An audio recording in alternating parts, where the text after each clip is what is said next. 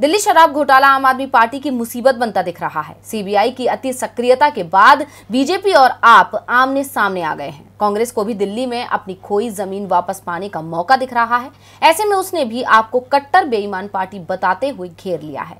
इन सबके बीच दिल्ली के deputy CM ने ऐसा दावा किया कि जिससे उनकी पार्टी ही खिड़ती दिख रही है। दिल्ली सरकार के मंत्री सत्येंद्र जैन पहले से ही जेल में हैं और जल्दी ही डिप्टी सीएम मनीष सिसोदिया भी जेल पहुंच सकते हैं और इसका दावा खुद सिसोदिया ने ही किया है। शुक्रवार को सिसोदिया के आवास सहित करीब 21 जगह सीबीआई ने छापेमारी की थी। दावा किया जा रहा है कि सीबीआई के हाथ अहम सबूत लगे हैं। दूसरी तरफ आपने इन दावों को खारिज किया है। इन सबके बीच मनीष सिसोदिया ने चौंकाने वाला खुलासा किया है।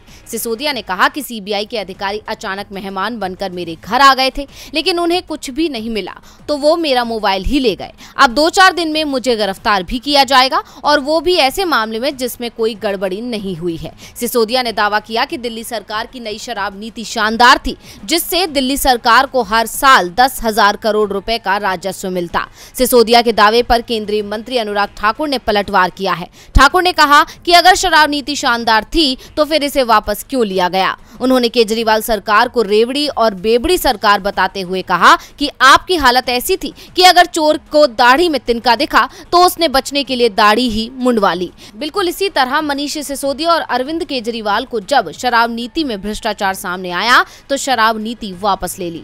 आप सीबीआई पर आरोप लगा रही है, लेकिन इस बात का जवाब नहीं दे रही कि ब्लैक लिस्टेड कंपनियों को ठेका किसके कहने पर दिया गया। आपको घेरने में कांग्रेस भी पीछे नहीं है। कांग्रेस ने आज सिसोदिया के आवास पर प्रदर्शन किया और उनकी बर्खास्तगी की मांग की। आप नेता अलका लांबा ने मनीष सिसोदिया के कट्टर ईमानदार सरकार पर तंज कसते हुए आप सरकार को कट्टर बेईमान सरकार बताया है। शराब घोटाले में सीबीआई की जांच तो चल ही रही है, लेकिन अब इसमें ईडी की भी एंट्री होती दिख रही है। मनीष सिसोदिया पर जिन 3 धाराओं में केस दर्ज है, उनमें 2 धाराएं prevention of money laundering act के तहत आती हैं। ईडी के पूर्व डिप्टी डायरेक्टर सत्येंद्र सिंह का दावा है कि इस केस में अगले 1-2 दिन में ईडी की एंट्री हो सकती है। टीवी लाइव की रिपोर्ट।